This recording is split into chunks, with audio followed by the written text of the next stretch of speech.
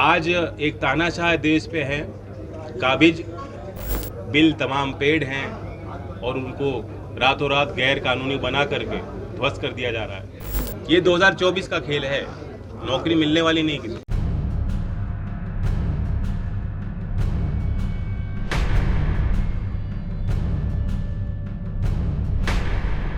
उत्तर प्रदेश के आजमगढ़ और रामपुर लोकसभा सीटों पर होने वाले उपचुनाव में मतदान की तारीख नजदीक आने के साथ ही राजनीतिक दलों ने प्रचार अभियान तेज कर दिया है।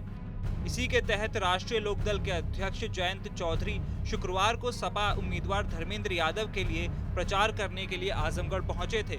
इस दौरान उन्होंने कई बड़े मुद्दों पर बात करते हुए प्रदेश की योगी सरकार और केंद्र की मोदी सरकार पर जमकर निशाना साधा।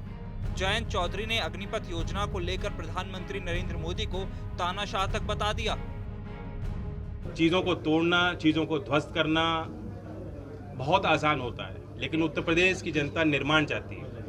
उत्तर प्रदेश के नौजवान रोजगार चाहते हैं और आज सबसे बड़ा ज्वलंत मुद्दा देश के आगे है नौजवानों को। जिस तरह से जल्दबाजी में, आनन फानन में, बिना कोई संवाद किए, बिना किसी कोई राय लिए देश के अखंडता से खिलवाड़ हो रहा है। देश की भारतीय सेना जिस पे हम सबको गर्व है, और गांव-गांव में बच्चे वहाँ भारतीय सेना में उनके चाचा, उनके पिता, घर के कितने सदस्य उन्होंने सर्विस किया है, कुर्बानियाँ दी हैं। आज एक तानाशाह देश पे है काबिज, जो उसको ध्वस्त कर देना चाहते हैं, उन परंपराओं को। इस दौरान जयंत चौधरी सिर्फ यहीं तक नहीं रुके।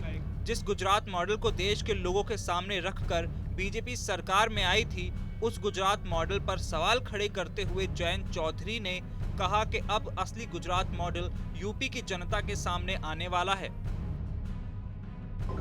अगली बारी होगी पुलिस की, जहां संविदा पे लोग रखे जाएंगे। ठेका प्रथा जो असली गुजरात मॉडल है, अब उत्तर प्रदेश की जनता जाग जाए और देख ले।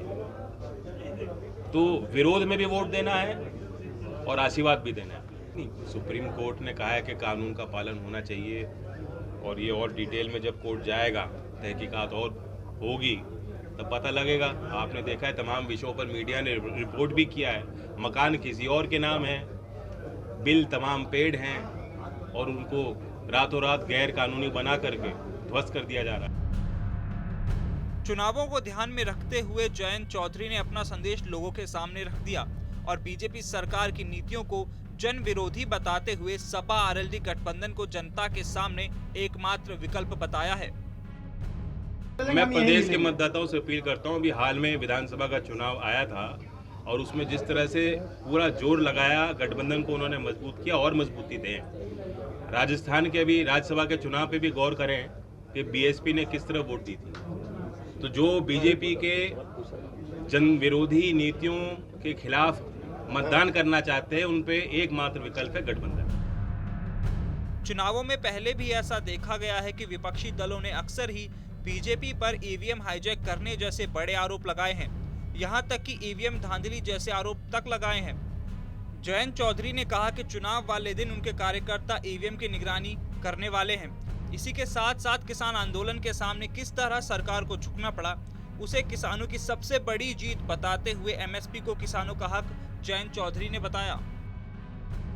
तो इस बार ईवीएम को लेकर कैसे आप लोगों की निगरानी होगी? निगरानी रहेगी कार्यकर्ताओं की, स्टोर रूम तक, बूथ से स्टोर रूम तक ले जाने में, और स्टोर रूम तक में भी बाहर तैनाती रहेगी। किसान आंदोलन की सफलताएं हैं सबसे एक पहली कि पंजाब हो, हरियाणा हो, राजस्थान हो, यूपी हो, पश्चिमी यूपी हो या पूर्वांचल का हो, किसानों में आपस में एक तालमेल बना। बहुत दिनों बाद ऐसा देशव्यापी आंदोलन हमने देखा, और इतनी ताकतवर बहुमत वाली सरकार, जो कहते थे मोदी जी कहीं झुकते नहीं, पीछे मुड़ते नहीं हैं, एक कदम पीछे नहीं लेते हैं, उनको भी झुकाने का काम किसानों ने किया। सबसे बड़ी उनकी ये सफलता है, और कानून वापस हुए।